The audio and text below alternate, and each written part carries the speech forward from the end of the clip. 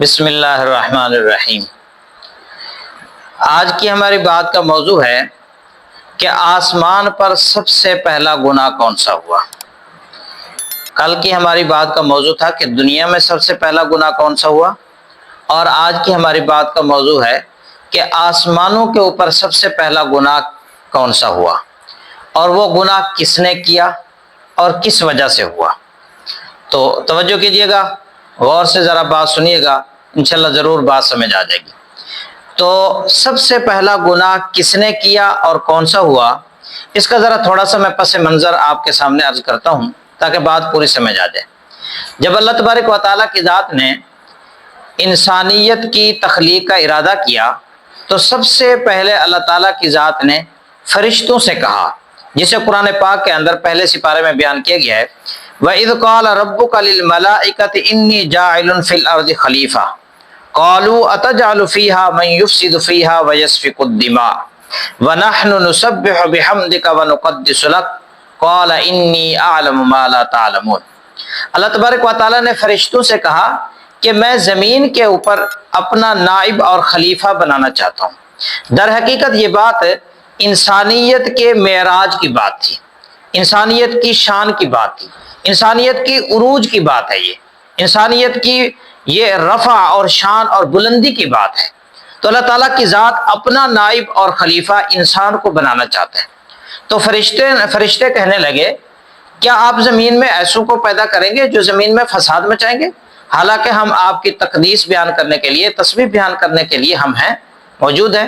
تو اللہ تعالیٰ کی ذات نے فرمایا، انی عالم ما لا تعلمون، جو میں جانتا ہوں وہ تم نہیں جانتے۔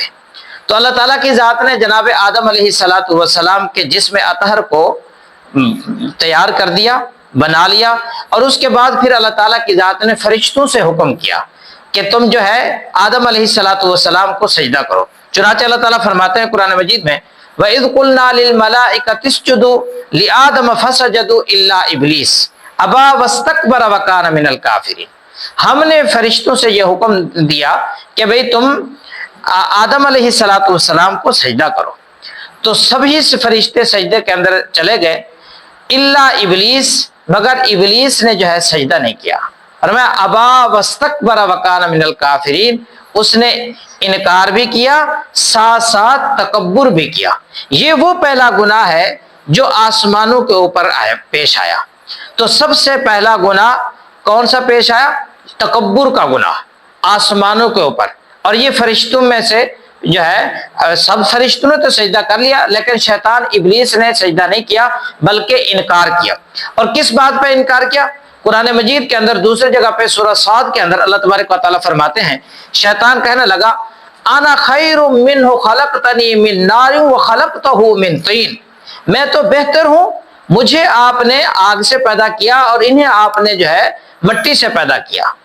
تو چونکہ آگ کے اندر یہ ہے صفت ہے کہ وہ اوپر کو اٹھتی ہے، اور مٹی کے اندر اللہ تعالیٰ کی ذات نے یہ صفت رکھی ہے کہ وہ نیچے کو آتی ہے، اس میں پستی ہے، اس میں عاجزی ہے، اور آگ کے اندر بھی خود ایک قسم کی تکبر اور بڑائی ہے اور اونچائی ہے۔